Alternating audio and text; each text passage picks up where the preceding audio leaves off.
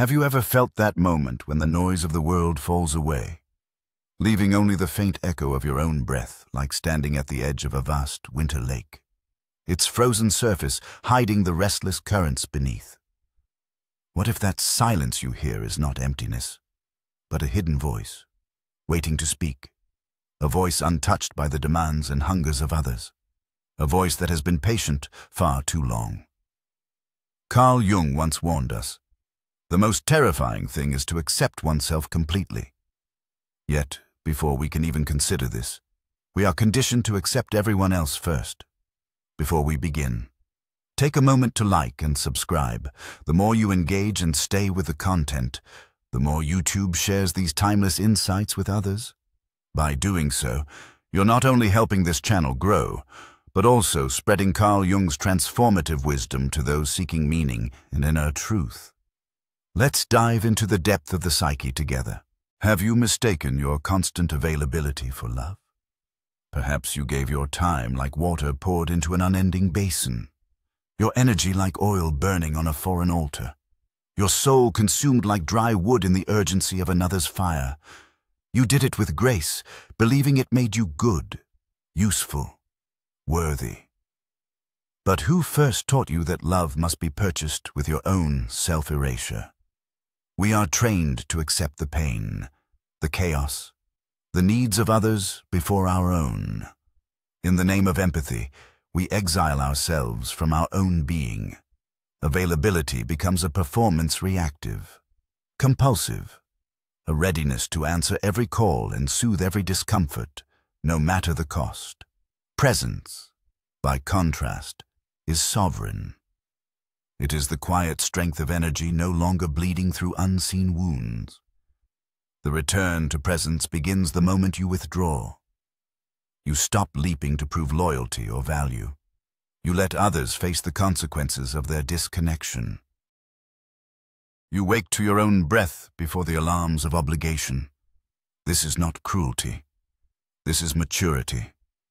For when you cease being endlessly available, you uncover the parts of yourself that were never meant to be traded away: your attention, your intuition, your peace. The world will call it distance, change, selfishness. But what they witness is your awakening, because availability carries a shadow. And in that shadow lives resentment, the silent rage of a soul that has given too much for too long, left ignored. Resentment curdles into guilt, then shame, then burnout.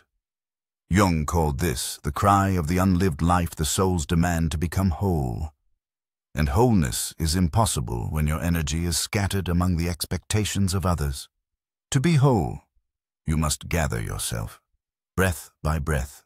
You must make your yes intentional and your no sacred. Withdrawal is not retreat, but recalibration. It is not the abandonment of others, but the end of abandoning yourself. People are rarely addicted to your presence. They are addicted to your compliance. They prefer the version of you who softens every boundary, who sacrifices truth for peace. But peace without truth is bondage. When you begin to speak the truth of your energy, what drains, what nourishes, what you can no longer carry, you unsettle the balance of those who thrived in your silence. Then, the masks fall: the helper, the rescuer, the good one, the strong one, the martyr. These are not your essence, but survival's disguises, to become yourself. You must dismantle the persona, cross the shadowlands, and face the fears beneath. And there, hidden deep, you will meet the wounded child who learned that love is earned only through sacrifice. But you are no longer that child. You are an adult who may choose differently, and the first act of that choice is withdrawal, not as punishment, but as reclamation. You are not punishing the world. You are realigning with your essence. It begins simply: you miss a call. You say no. You offer no explanation. You leave a message unanswered. You choose rest. You choose quiet.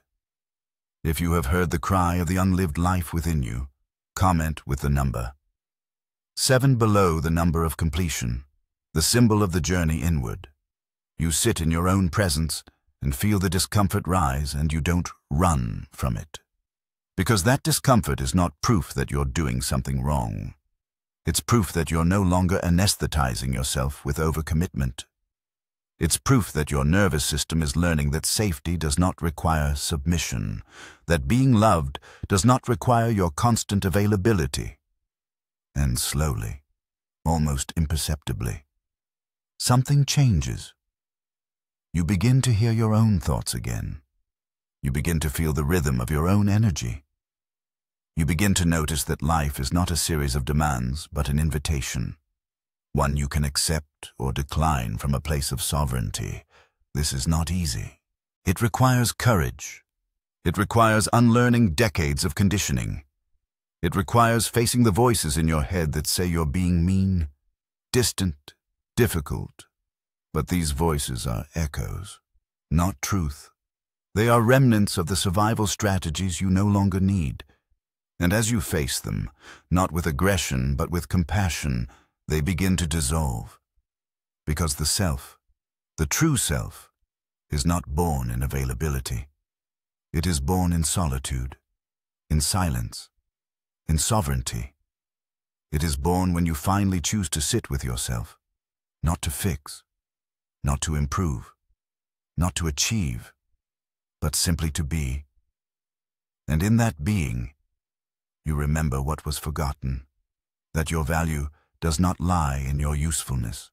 Your worth does not require proof. Your presence is not a performance. It is a gift, and it was never meant to be given away to everything and everyone without discernment. Jung wrote that your visions will become clear only when you can look into your own heart. Who looks outside dreams, who looks inside awakes. Withdrawal is not the end. It is the beginning of awakening, the beginning of individuation, the beginning of becoming. Something strange begins to happen the moment you stop being available, not just physically, but psychologically, spiritually, energetically. The silence you once feared becomes a mirror, and in that reflection you see the truth that was always there but cleverly disguised by noise. You begin to notice how much of your life was spent in reaction, how you were molded not by your soul's call, but by other people's demands. Jung spoke of the collective unconscious, a web of archetypes and patterns that we all inherit and act from unconsciously. And the role of the available one, the always there, is one of the most praised yet most punishing archetypes we unconsciously assume. It hides under names like caregiver, peacekeeper, empath, fixer, nurturer. But its true name is abandonment. Abandonment of the self in favor of being needed. Because when your identity is built around usefulness, your existence depends on your utility. And so you become a living tool, not a living soul. Your value is tied to how often you answer, how quickly you respond, how completely you disappear so others can feel whole. But here's the tragedy. The more you show up for others at the expense of yourself, the more they forget you're human. You become the background noise, the silent engine, the invisible support beam. They don't see the weight you carry because you've hidden it too well. You've worn the mask of ease so convincingly that even you've forgotten what heaviness feels like. Until one day your soul begins to rebel. It starts subtly, an irritation, a disinterest, a quiet ache you can't name. You begin to feel tired in rooms that once energized you. You resent the people you once adored. You start canceling plans not out of spite, but out of necessity. This is not you becoming cold. This is you thawing the numbness that has covered your true needs for too long. Because deep beneath the mask of availability is a being who has been silenced for years. A being who remembers what it felt like to create, without an audience. To rest, without guilt. To exist without performance. And when you stop being available, that being begins to emerge. But make no mistake, it does not arrive gently. Because everything you've repressed rises with it. the anger at your own self-betrayal, the grief of time, lost the shame of always being the one who bends. These emotions are not regressions, they are resurrections. They are the soul's way of saying, I am here. I matter. I'm not just a vessel for everyone else's journey. And as this voice grows louder, you will feel a sacred rage begin to pulse in your chest. Not to destroy, but to defend. Not to attack, but to protect what is finally being reclaimed. This is the stage where many turn back. Because they were taught that anger is dangerous, that boundaries are selfish, that saying no means closing your heart. But Jung taught that integration requires facing the shadow, not slaying it. Your anger is not a monster. It is a map. It points to every place you gave yourself away. It shows you where your yes was stolen and your no was buried. It shows you the wounds hidden beneath your smiles and nods and overcommitments. And when you stop being available, these wounds don't disappear. They speak. They demand acknowledgement. They demand healing. They demand space. This is where the real work begins. Not in removing the pain, but in listening to it, sitting with it, unlearning the idea that your worth is dependent on how much you can carry for others. Healing doesn't mean you stop showing up for people. It means you stop abandoning yourself in the process. It means you learn to offer your presence, not your depletion. It means you allow others to face their own chaos instead of making it your full-time job to clean it up. It means you stop apologizing for existing as a full, complex, sovereign being. But don't be surprised when people resist this new version of you. They were attached to your availability because it gave them certainty, control, comfort. When you change the rules, you disrupt their patterns, and not everyone is ready to face what that disruption reveals. Some will accuse you of being distant. Others will try to guilt you back into your old role. But none of this is truly about you. It's about their relationship with their own inner emptiness. When you stop being available, you hold up a mirror, and in that mirror, people are forced to see what they've been avoiding. The loneliness they tried to soothe through your constant presence. The responsibility they tried to avoid by leaning on your strength. The emotional labor they outsourced to your kindness. You were the salve, the distraction, the comfort zone. And when you remove yourself, they must face what remains. This is why withdrawal feels like violence to the unhealed. Because they were never in relationship with yourself. They were in relationship with your role, and when the role dissolves, so does their illusion. But here lies the alchemy. The more you commit to this path, the more you begin to feel the return of something ancient. Power, not the kind that dominates or controls, but the kind that is rooted, embodied, unshakable. You begin to realize that your presence has weight, that your time is sacred, that your energy is not infinite. You begin to discern. You begin to choose. You begin to replace the reflex of availability with the ritual of intentionality. You no longer give because you should. You give because it aligns. You no longer attend because you're expected. You attend because your spirit says yes. You no longer say, I'm here, when your soul is whispering, I need to go. And in doing so, you create a life that is no longer about surviving the demands of others, but about honoring the rhythm of your own becoming. You slow down. You breathe. You create spaces that nourish you, not just impress others. You become a living boundary, not a wall, but a gate, open when it serves, closed when it must be. And this gate is guarded not by anger, but by love. Love for your own inner world, love for your limits, love for the self that is finally learning to feel safe in its own company. And from this place of internal safety, something miraculous happens. You begin to attract people who are not addicted to your availability, but inspired by your authenticity. People who don't need you to shrink to feel secure. People who honor your no as much as your yes. People who are not threatened by your boundaries, but uplifted by your clarity. These are the people who walk beside you, not because you carry them, but because you see each other. And for the first time in a long time, you feel what it means to belong without betraying yourself. You feel what it means to rest without guilt. You feel what it means to say no and still be loved. And slowly, your nervous system begins to recalibrate. It learns that silence is not abandonment, that solitude is not punishment, that your soul was not designed to be on call 24/7 for a world that does not know how to hold space for itself. You were designed for something deeper, something slower, something truer. And you'll never find it in the noise of constant availability. You'll only find it when you finally turn inward and listen. There comes a moment in your journey inward where something begins to break. Not in a destructive way, but in the way a cocoon must tear open for wings to spread. It is in this quiet rebellion, this sacred rupture, that you begin to see the myth for what it always was. The myth that your availability made you valuable. It never did. What made you valuable was the soul you abandoned to perform that availability. And now, as the performance ends, you feel the tremors of your own rebirth. The stillness becomes less foreign. The silence becomes less threatening. In fact, they begin to feel like home. You sit longer with your thoughts.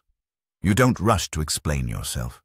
You allow conversations to pass like weather without inserting yourself to hold up the sky. And as you reclaim this space, your perception shifts. You start to notice the ways in which you were conditioned to override your body's signals. How you used to smile when you were uncomfortable. How you said, "Of course," when you meant not this time. How you kept giving, even when your chest was tight, your heart was tired, your spirit whispered, "Please not again." That whisper becomes a roar, not of anger, but of truth. It says, "I am here. I have always been here. And I no longer consent to be ignored." Jung would say, this is the stage where the unconscious begins to integrate with the conscious. The mask slips and the self speaks, not in dramatic gestures, but in small, fierce choices. You stop replying to messages immediately, not out of spite, but because your presence is no longer for sale. You don't go to every gathering. You don't pick up the phone every time it rings. You don't feel the need to justify these things, and it rattles people. You watch how quickly some vanish when you stop being convenient. You see how shallow some relationships were when they were rooted only in your performance. You feel the cold air of loss, but what you lose is never truth. You only lose the illusions you once needed to survive. And in their place, something real begins to grow slowly like roots in dark soil. You start to crave solitude not as escape, but as communion. You begin to hear the subtle rhythms of your body, the music of your own mind. You take walks not to get somewhere, but to return to yourself. You journal not to be profound, but to be honest. You stop performing and start practicing presence, clarity, discernment, and these practices become sacred rituals, altars to your own becoming. But don't mistake this phase for ease, because when the noise falls away, the demons grow louder for a while. The old voices return, not as truth, but as echoes. You're being selfish. They'll leave you. You've changed. And maybe the worst one. Who do you think you are? That last one always comes from the deepest wound. The place inside you that was taught your light must be dimmed for others to feel comfortable. That being loved means being less. That being safe means being silent. But now, with clarity blooming in your chest, you begin to understand your silence was never safety, was suppression, and your availability was never generosity. It was a contract signed in fear, the fear of being unloved, unchosen, unseen. But the soul doesn't negotiate in fear. The soul only speaks in truth. And that truth is now calling you toward integration, to make peace not only with your boundaries, but with the version of you who never had any. To hold compassion not only for your growth, but for the brokenness that shaped you. Because healing isn't linear, it's spiral. It brings you back again and again to the same pain. But each time with deeper awareness, greater capacity, more inner tools. And as you spiral inward, you begin to understand something vital. Your availability was never sustainable because it was never rooted in self-awareness. You were trying to meet everyone else's needs while being disconnected from your own. That isn't love. That's codependence. That's survival dressed in kindness. And now you are learning to choose differently. You're learning that saying no isn't rejection. It's redirection toward your truth. You're learning that missing a call isn't abandonment. It's a commitment to presence. You're learning that being unavailable doesn't make you cold. It makes you conscious. You begin to build a new template for connection, one where you are not everything to everyone, but fully yourself with a few. You no longer seek to be loved by many. You seek to be seen by those who can hold the truth of who you are without needing to dim it, dilute it, or demand from it. And in this sacred discernment, your relationships change. Some dissolve quietly, others erupt in protest, but the ones that remain, those are the ones that thrive in your presence without depending on your performance. Jung would call this individuation, the process by which you become whole by integrating every part of you, your light, your shadow, your trauma, your truth. And wholeness is not perfection. It is alignment. It is knowing who you are and living in a way that honors that knowing. And the paradox is this: the more you align, the less available you become, but the more present you are. Your life begins to slow down in the best way. You don't rush, you don't explain, you don't hustle for validation. You move like a river, deliberate, powerful, free. And in your flow, you begin to attract the things you used to chase: peace, belonging, purpose, love. But this time, they don't come with conditions. They don't demand your constant availability. They don't ask you to disappear. They meet you where you are as you are. Because now you're not looking for mirrors. You're becoming one. A reflection of what it means to live from within, not without. This is the gift of withdrawal. It doesn't make you less compassionate. It makes your compassion real. It doesn't make you less giving. It makes your giving clean. It doesn't make you harder to reach. It makes you more worth reaching. Because now, when you show up, it's not out of obligation. It's out of overflow. Now when you speak, it's not to soothe discomfort. It's to offer truth. Now when you love, it's not to be needed. It's to be known. And this love, rooted in authenticity, becomes a revolution, not just in your life, but in every life you touch. Because when you stop being available in the ways you used to be, the world around you must reorganize. It must learn a new language, the language of integrity. And not everyone will speak it, but those who do, they will find you. They will rise to meet you. They will honor the path you took, the path that began the day you chose to stop showing up for everyone else and started showing up for yourself. What you begin to realize now, in the quiet aftermath of your withdrawal, is that the absence you feared is the presence you needed. The emptiness you once ran from was never empty. It was simply unoccupied by others. And for the first time, you're beginning to fill it with yourself. Not the self you performed, not the self you negotiated into palatability, but the deep, ancient self that Jung spoke of, the self, buried beneath the layers of persona, expectation, and conformity. This self does not emerge quickly. It waits. It watches. It tests your devotion, because it knows that you cannot become whole by pretending. You cannot fake your way into alignment. You must burn. You must face the hunger you tried to feed by being needed. You must feel the loneliness that no amount of validation could ever truly soothe. You must confront the fact that for years your availability wasn't generosity. It was your way of bargaining with abandonment. And now, as you no longer make yourself constantly accessible, all those abandoned parts of you come forward. They are not gentle. They have waited too long. They are furious. They are wounded. But they are yours.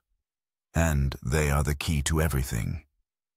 This is the descent into shadow, the dark forest of the psyche, that Jung warned us not to avoid. He wrote, "One does not become enlightened by imagining figures of light, but by making the darkness conscious. And here, in this moment of withdrawal, that darkness rises not to destroy you, but to initiate you. You begin to see the ways your availability was a drug numbing you from the terror of your own depths. You see how every yes was a distraction from asking what you truly wanted. You see how every conversation, every effort, every role you played was a way to delay the reckoning, the moment when you would have to sit with your own unlived life and ask, what have I done with the only time I'll ever have? And it is here that the grief arrives. Heavy, holy, unrelenting. Grief for the years lost to overgiving. Grief for the authenticity sacrificed in the name of peace. Grief for the dreams you set aside while tending to everyone else's fire. But grief is not an enemy. Grief is a gate. And the deeper you allow yourself to feel it, the more clearly you begin to hear your own voice on the other side. It is a voice that does not beg to be heard. It simply speaks. Firm, clear, steady. And its message is this: I am not here to serve your idea of me. I am not here to be palatable, predictable, pleasing. I am here to be real. I am here to live from the center of my soul, not the edges of your comfort. This voice is not arrogant. It is sovereign. And when you finally allow it to lead, you become a threat, not because you intend harm, but because your freedom exposes other people's cages. You no longer play the game. You no longer appease. You no longer sacrifice truth for belonging. And people feel that. They feel it in your silence. They feel it in your boundaries. They feel it in the way you no longer rush to rescue them from themselves. And some will resent you for it. They will call you distant, difficult, changed. But those words are projections, not reflections. You have not become cruel. You have become clear. You have not become hard. You have become whole, and wholeness does not require explanation. This is the quiet power of no longer being available in the ways you once were. You move through the world differently. You don't perform urgency. You don't explain your every decision. You don't bend to the fear of being misunderstood. You let others hold their own interpretations, because you know now that their perception of you is not your responsibility.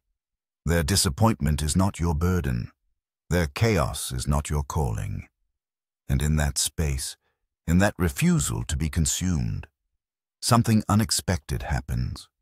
You begin to feel safe. Safe in your skin, safe in your solitude, safe in your boundaries, safe in your truth. This is not the safety of certainty. This is the safety of sovereignty. The safety that comes when your nervous system no longer lives in constant alert, waiting for the next obligation, the next intrusion, the next guilt-laced request.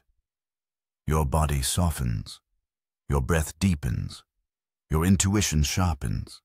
You begin to notice beauty again, not the kind curated on screens, but the kind that lives in small, quiet places.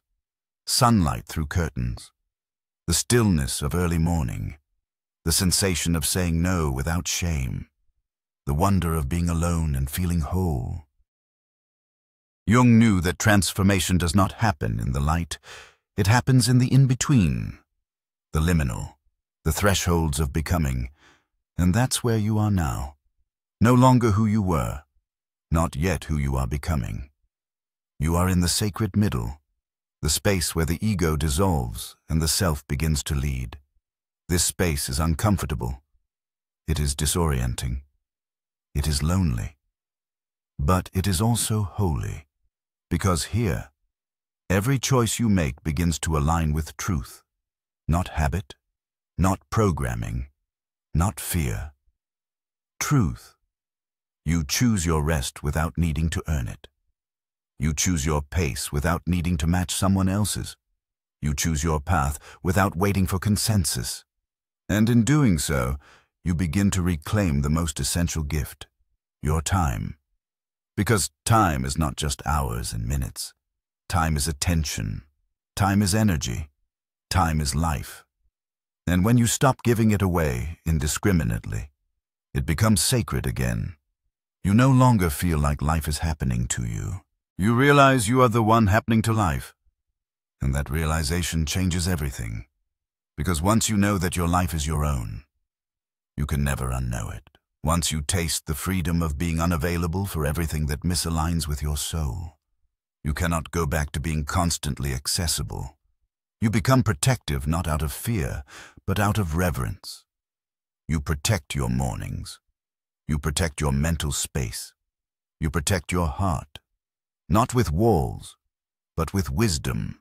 Not with hostility, but with discernment. You stop explaining your boundaries and start embodying them. You stop defending your peace and start living in it. You stop apologizing for who you are and start becoming it fully, unapologetically, completely. And this embodiment begins to ripple. It affects your relationships, your work, your art, your presence. Everything becomes more intentional, more resonant, more alive, because now you are not performing life. You are participating in it from the deepest, most aligned place within you, and that is what changes everything. And then it happens. Quietly, without ceremony, without fanfare. One morning you wake up and realize that the silence you once feared has become your sanctuary. The absence that felt like death was in fact a birth, a rebirth, of self, of soul, of sovereignty. You feel it in your bones before your mind can explain it. You're no longer who you were, and it's not because something outside of you changed. It's because you stopped answering calls that weren't meant for you. You stopped carrying burdens that were never yours. You stopped performing rituals of availability that drained the holy fire in your chest. You became unavailable not to life, but to distortion. You became unavailable to manipulation disguised as connection, to expectations dressed up as love, to demands masked as responsibility. You became unavailable to the you who never had permission to rest, to pause to say, I choose me. And in this new season of your soul, everything around you begins to reflect that inner transformation. Not always immediately, not always comfortably, but undeniably. The people who remain in your life now are not those who need you to rescue them. They are those who recognize your worth without consuming your light. They meet you in presence, not performance. They do not panic when you go quiet. They do not question your value when you say no. They see the divinity in your boundaries. They honor the silence between your words. They understand that love, when rooted in truth, does not suffocate it. Breathes.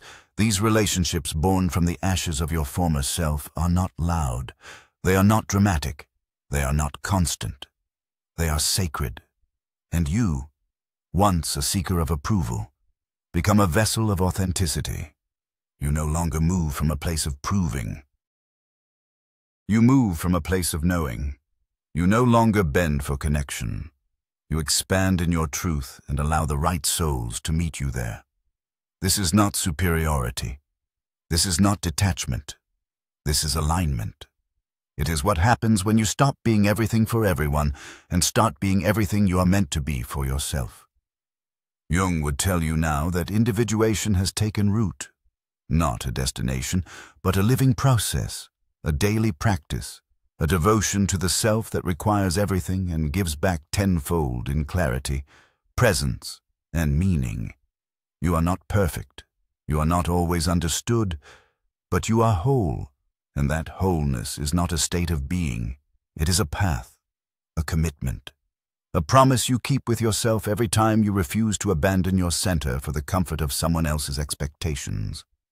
The shadows still rise, the wounds still whisper, the temptation to return to old patterns still knocks at your door. But you are different now. You hear those voices, and you do not run. You do not obey. You do not collapse. You breathe. You listen. You respond, not from fear, but from truth. And that shift, that sacred shift, is the revolution. Because when you respond from truth, you rewrite the entire story of your life, not just for yourself, but for everyone who meets you. You become a living reminder that it is possible to live from integrity. That peace is not passive, it is powerful. That love does not require sacrifice of self, it requires the presence of it. That being unavailable is not rejection, it is discernment. That silence is not absence, it is sacred space. You become a mirror, not of who others want to be, but of who they are afraid to become. And some will resist that. Some will walk away. Some will try to shrink you back into their idea of you. But none of that is your concern. Your task is not to be palatable. Your task is not to be liked. Your task is to be real, to be whole, to be home in yourself. And in doing so, you create a ripple, a frequency that resonates beyond language, beyond logic, a frequency of truth. And those who are ready will find it. They will recognize it. They will rise to meet it. And in that resonance, something ancient awakens, a kind of love that doesn't need to be chased, a kind of peace that doesn't need to be earned, a kind of life that doesn't require your constant availability to have meaning. This is the irony of it all, that the very thing you feared being unavailable is what set you free. Free to choose, free to rest, free to listen, free to feel, free to create, free to belong to yourself without needing permission, free to say no without guilt, free to say yes without obligation, free to walk away, free to stay, free to take up space, free to disappear when you need to, free to return only when it feels right, free to be silent, free to be loud, free to be complex, free to be soft, free to be fierce, free to be nothing for a while, free to be everything you already are. You were never meant to be endlessly available. You were meant to be profoundly present. And now you are here, in this moment, in your body, in your truth. Not because someone allowed it, but because you reclaimed it. So if you're listening to this and feel the pull to disappear, not as an escape, but as a return, follow it. If your body aches for solitude, honor it. If your soul is tired of giving without being received, let it rest. The world does not need another hero who saves everyone but themselves. The world needs you present whole, awake. The world needs the version of you that no longer fears the silence but speaks from it. The version of you that does not perform empathy but embodies truth. The version of you that no longer trades presence for approval. The version of you who knows that when you stop being available, everything does change. Not because people change, but because you do. And that change, that sacred soul-level shift, ripples through everything. It ripples through your words, through your choices, through your relationships, through your legacy. And that legacy is not built on how many people you pleased. It's built on how deeply you dared to live from your center. So be brave, be bold, be unavailable to everything that robs you of your truth.